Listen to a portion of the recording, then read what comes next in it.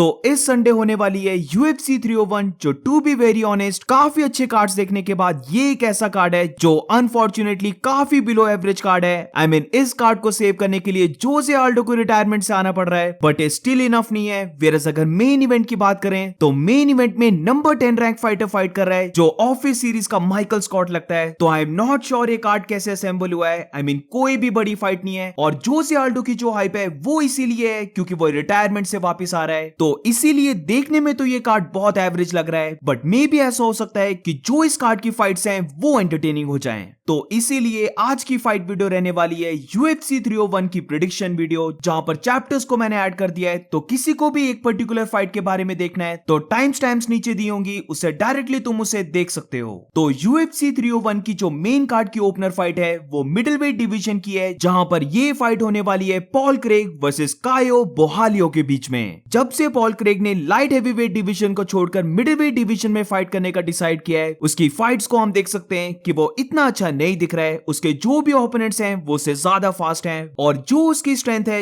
यानी कि jujutsu game वो चीज भी मिडिलवेट डिवीजन में वर्क नहीं कर रही है। दूसरी तरफ अगर हम कायो बोहालियो के बारे में बात करें तो कायो लगातार इंप्रूव हो रहा है। वो डिफरेंट फाइटर्स के ट्रेनिंग सेंटर्स में भी जाता है। लाइक उसने हामजा चिमाएव के साथ भी ट्रेनिंग की है, उसने चार्ल्स ओलिवेरा के साथ भी ट्रेनिंग की है, वो इवन गिलबर्ट बर्न्स के साथ भी ट्रेनिंग करता हुआ दिखा है जिससे ये पता लगता है कि कायो बोहालियो अपनी ओवरऑल गेम को इंप्रूव करना चाह रहा है। और आई थिंक इस फाइट में पॉल क्रेग को बहुत ज्यादा ट्रबल होने वाली है। अब बेशक पॉल क्रेग की गेम ज्यादा बेटर होगी बट आई डू थिंक कि कायो बोहालियो भी ग्राउंड में काफी अच्छा फाइटर है। तो अगर ये फाइट ग्राउंड में जाती है तो पॉल क्रेग को सबमिशन लगाना भी काफी मुश्किल होगा। ऑन द फीट की बात करें तो आई डोंट थिंक सो कि स्ट्राइकिंग में कायो बोहालियो को कोई भी प्रॉब्लम आने वाली है। वो पॉल क्रेग से ज्यादा फास्ट होगा, उसके पास ज्यादा पावर है और सिर्फ एक चीज जो पॉल क्रेग के साथ जा रही है वो है उसका साइज और रीच एडवांटेज। पर जो भी उसने मिडिलवेट डिवीजन में अभी तक फाइट की है उसमें हम देख चुके हैं कि वो रिलेटिवली अपने ओपोनेंट से थोड़ा स्लो है क्योंकि वो लाइट हेवीवेट डिवीजन से मूव किया है। तो डेफिनेटली उसे थोड़ी सी स्पीड की डिसएडवांटेज रहेगी। वेरस अगर कायो बोहालियो की बात करें तो ये फाइटर एक ऑलराउंड फाइटर है जहां पर कोई ऐसी पर्टिकुलर चीज नहीं है जो ये फाइटर बहुत अच्छी करता है। बट अगर कायो की ओवरऑल गेम के बारे में बात करें तो इस फाइटर की लेग किक्स भी काफी अच्छी हैं, वो क्लिंच में भी काफी अच्छी नीज को थ्रो करता है और आई डू थिंक कि वो इस फाइट में पॉल क्रेग को पीस अप करने वाला है स्ट्राइकिंग में, जहां पर मुझे ऐसा लगता है कि अपनी स्पीड के एडवांटेज लेते हुए वो पॉल क्रेग के ऊपर लेग किक्स होगी या फिर डिस्टेंस में रहकर अपने पंचेस होंगे उन्हें थ्रो करने वाला है। और अगर पॉल क्रेग ने उसके ऊपर टेक डाउन्स को शूट किया तो आई थिंक कायो बोहालियो उन टेक डाउन्स को डिफेंड करने वाला है और ये फाइट मुझे लगता है मैक्सिमम टाइम तक एक स्टैंडिंग फाइट रहने वाली है। और इसीलिए इस फाइट में मेरी प्रेडिक्शन है कायो बोहालियो टू विन बाय डिसीजन। अगर पॉल क्रेग मैनेज कर लेता है कायो बोहालियो को ग्राउंड में लेके जाने का, जो बाय द वे उसके लिए काफी टफ होगा क्योंकि वो एक रेसलर नहीं है, बट स्टिल अगर वो मैनेज कर लेता है तो मे बी वो कायो बोहालियो को आर्म ट्रायंगल दे दे या फिर उसकी बैक लेके रियर नेकेड चोक लगा दे। बट उसके अलावा अगर हम इस पूरी ओवरऑल फाइट को देखें तो आई डोंट थिंक सो कि स्टैंड अप में पॉल क्रेग के पास कोई चांस है। और अगर ग्राउंड की भी बात करें तो कायो बोहालियो के पास भी एबिलिटी है ग्राउंड में अच्छी फाइट करने की, बट मुझे यहां पर ऐसा लगता है कि अगर ये फाइट ग्राउंड में गई तो कायो बोहालियो बहुत ही जल्दी इस फाइट को फिर से स्टैंडिंग बनाएगा और इस फाइट में कायो बोहालियो डिसीजन विन लेने वाला है।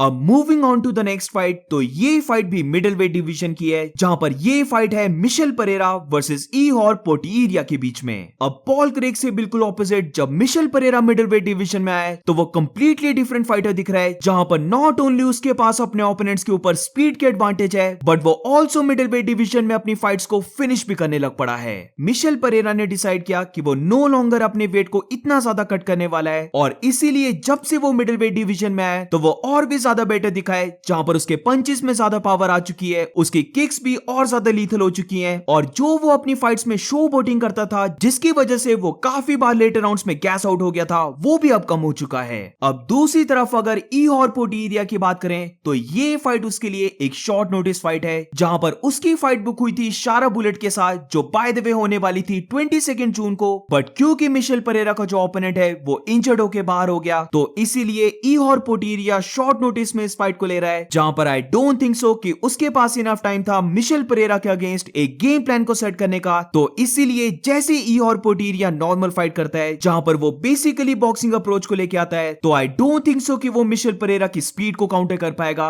एंड ऑल्सो उसकी जो मूवमेंट रहती है जहां पर मिशेल परेरा कंटिन्यूअसली मूव करते रहता है, उसका एकदम से जो जैब आता है वो काफी अच्छा है। वो लगातार अपने स्टांस को स्विच करते रहता है, वो दोनों ही लेग से बहुत अच्छी किक्स को थ्रो कर सकता है, और ये सब चीजें रीड करके फाइट में उन्हें काउंटर करना ईहॉर पोर्टिएरा के लिए काफी मुश्किल होगा। डेफिनेटली इस फाइट में ईहॉर पोर्टिएरा के पास साइज और रीच की एडवांटेज रहने वाली है, जहां पर ये चीज हम उसकी प्रीवियस फाइट्स में देख चुके हैं कि वो जब भी अपने ओपोनेंट्स के साथ ब्रॉल करता है तो वहां पर उसे सक्सेस मिलती है। और सेम अगर वो इस फाइट में मिशेल परेरा को केज की साइड लेके जाता है जहां पर वो अपने डिस्टेंस को क्लोज करके ब्रॉल करने लग पड़ता है, तो वहां पर ईहॉर पोर्टिएरा को सक्सेस मिल सकती है, क्योंकि मिशेल परेरा अपने गार्ड को इतना ज्यादा ऊपर नहीं रखता है, तो वो डेफिनेटली पंचिस से टैग हो सकता है। बट इसके अलावा मिशेल परेरा को रीड करना, उसकी स्पीड होगी, ये सब चीजें इस फाइट में बहुत ज्यादा मैटर करने वाली हैं। और मे बी इस फाइट में ऐसा भी हो सकता है कि मिशेल परेरा ईहॉर पोर्टिएरा को ग्राउंड में लेके चले जाए। मिशेल परेरा ओवरऑल एक काफी बेटर फाइटर है, जहां पर वो पूरी फाइट में ईहॉर की लेग्स को टारगेट करने वाला है, और फिर राउंड 2 ऑनवर्ड्स मुझे लगता है कि मिशेल परेरा अपने पंचेस को भी ज्यादा थ्रो करेगा। वो मे भी ऐसा हो सकता है कि शो बोटिंग भी करने लग पड़े।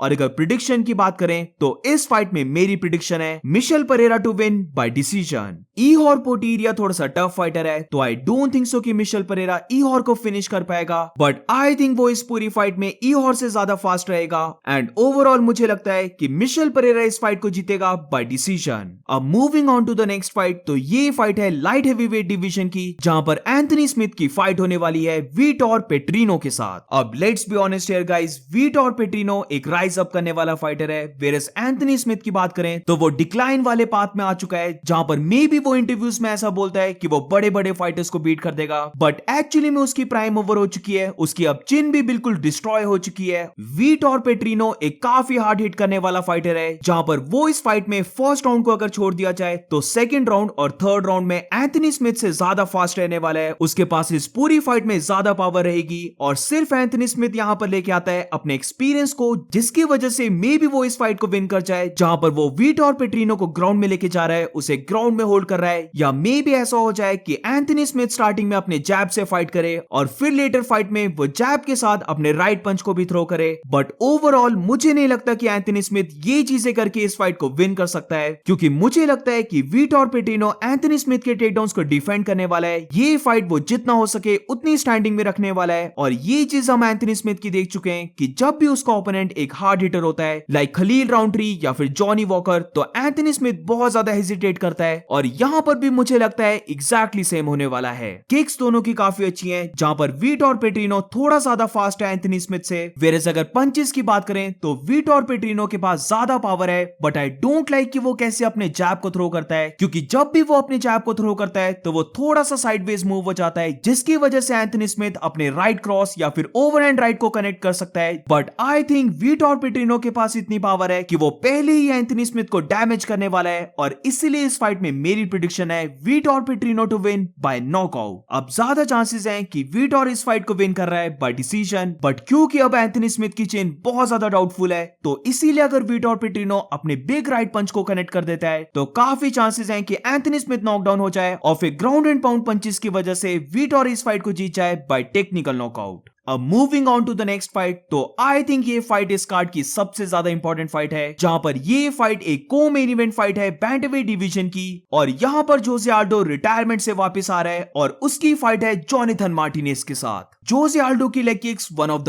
बेस्ट लेग किक्स में से एक है, वो मास्टर है लेग किक्स का, बट इसी के साथ जोनाथन मार्टिनेज की भी लेग किक्स बहुत ही अच्छी है, और ये देखने में बहुत मजा आने वाला है कि लेग किक्स के बैटल को कौन विन करेगा। अब यहां पर जोसे आल्डो के पास अपर हैंड है, क्योंकि वो नॉट ओनली लेग किक्स को बहुत अच्छे वे से थ्रो करता है, बट उसके पास इवन एबिलिटी है लेग किक्स को डिफेंड करने की भी। बट ये चीज जोनाथन मार्टिनेज की थोड़ी सी डाउटफुल है, क्योंकि ज्यादा फाइटर्स ने अभी तक उसकी लेग्स को टारगेट नहीं किया है। अब टू बी ऑनेस्ट ये फाइट पिक करने में थोड़ा सा मुश्किल है, क्योंकि लास्ट की जो 2-3 फाइट्स जोनाथन मार्टिनेज ने की हैं उनमें उसके ओपोनेंट्स काफी अच्छे थे, तो इसीलिए जोनाथन मार्टिनेज बिग विन के साथ आ रहा है। वेरस अगर जोसे आल्डो की बात करें तो ये चीज नोटिस करना बहुत ज्यादा इंपॉर्टेंट है, क्योंकि जोसे आल्डो अब 37 इयर्स का हो चुका है, तो वो अब एक यंग फाइटर नहीं है। और अगर डिवीजन की बात करें जहां पर फाइटर्स को काफी फास्ट होना पड़ता है, तो ये चीज थोड़ी सी डाउटफुल है कि जोसे आल्डो की स्ट्राइकिंग कैसे रहने वाली है। क्या उसके जैब स्टिल उतने फास्ट हैं जितने पहले हुआ करते थे, या फिर वो थोड़ा सा स्लो डाउन हो चुका है। जोनाथन मार्टिनेज की अगर हम फाइट्स को देखें तो क्योंकि वो साउथ पास स्टांस में आता है, तो उसका जो राइट जैब है वो काफी फास्ट है, और इसी जैब की वजह से वो अपने ओपोनेंट के साथ डिस्टेंस को मेंटेन रखता है। वेरस जब भी उसका ओपोनेंट मैनेज करता है डिस्टेंस को क्लोज करना, तो यहां पर जोनाथन मार्टिनेज का एक और बड़ा वेपन है, जहां पर मोस्ट ऑफ द टाइम जब भी डिस्टेंस क्लोज होता है तो वो अपने ओपोनेंट की बॉडी को टारगेट करता है, जहां पर वो लगातार नीज को थ्रो करते रहता है। क्या ये नीज जोसे आल्डो ले पाएगा? क्योंकि जोसे आल्डो का हम जानते हैं कि वो पॉकेट में एक काफी अच्छा फाइटर है, जहां पर जब भी डिस्टेंस क्लोज होता है तो जोसे आल्डो के पंच कॉम्बिनेशंस बाहर निकल के आते हैं। और यहां पर सबसे बड़ी चीज ये कि जब भी जोसे आल्डो अपने पंच कॉम्बिनेशंस को थ्रो करता है तो वो काफी बार देखता है इन कॉम्बिनेशंस को एंड करने का with body punch. Jose Aldo के बॉडी पंचेस काफी अच्छे हैं, जोनाथन मार्टिनेज की नीज टू द बॉडी काफी अच्छी है। वेरस अगर ओवरऑल स्ट्राइकिंग की बात करें तो यस जोसे आल्डो ज्यादा बेटर स्ट्राइकर है, बट क्योंकि अब वो रिटायरमेंट से वापस आ रहा है, वो 37 इयर्स का है, वेरस जोनाथन मार्टिनेज जस्ट अभी अपनी प्राइम में एंटर किया है, तो इसीलिए ये फाइट काफी नेक टू नेक फाइट है, जहां पर मुझे लगता है कि ये फाइट पूरे कार्ड की बेस्ट फाइट रहने वाली है। ये पूरी फाइट एक स्टैंड अप फाइट रहेगी, जहां पर हम काफी टेक्निकल स्ट्राइकिंग को देखने वाले हैं, हम पंच कॉम्बिनेशंस को देखेंगे, और अगर जोसे आल्डो के पास स्टिल अपना वो गैस टैंक बचा है तो आई थिंक लेटर राउंड्स में जोसे आल्डो के पास अपर हैंड आ जाएगा, जहां पर वो स्टिल कंटिन्यू करने वाला है पंच कॉम्बिनेशंस को थ्रो करना। और इसीलिए इस फाइट में मुझे लगता है कि जोसे आल्डो इस फाइट को विन करने वाला है बाय डिसीजन। अब बेशक मैंने यहां पर जोसे आल्डो को पिक किया है, बट ये देखना काफी इंपॉर्टेंट होगा कि क्या वो ये जो कमबैक कर रहा है ये एक सीरियस कमबैक है, या फिर वो बस एक ही फाइट के लिए कमबैक कर रहा है ताकि वो ब्राजील यानी कि अपनी होम कंट्री में फाइट कर सके और फिर उसके बाद रिटायरमेंट फिर से ले ले। अगर तो जोसे आल्डो ने सीरियसली फाइट को लिया होगा तो आई थिंक वो इस फाइट को विन करने वाला है। वो जोनाथन मार्टिनेज के साथ डिस्टेंस में रहकर उसे आउट स्ट्राइक करने वाला है, बट अगर जोसे आल्डो ने इस फाइट को ज्यादा सीरियसली नहीं लिया तो आई थिंक जोनाथन मार्टिनेज के पास ज्यादा पावर है जोसे आल्डो से, और वो maybe even Jose Aldo को नॉकआउट भी करते। I personally want Jose Aldo to win. वो वन ऑफ द गोट्स है फेदरवेट डिवीजन का, और अगर वो इस फाइट में जोनाथन मार्टिनेज को बीट कर देता है तो क्योंकि जोनाथन मार्टिनेज काफी अच्छी विन्स लेके आ रहा है, तो आई थिंक इस विन से जोसे आल्डो टॉप 10 में एंटर करने वाला है, और वो मे बी इवन 2 या फिर 3 फाइट्स और अगर विन कर ले तो वो बैंटरवेट टाइटल के लिए भी फाइट कर सकता है।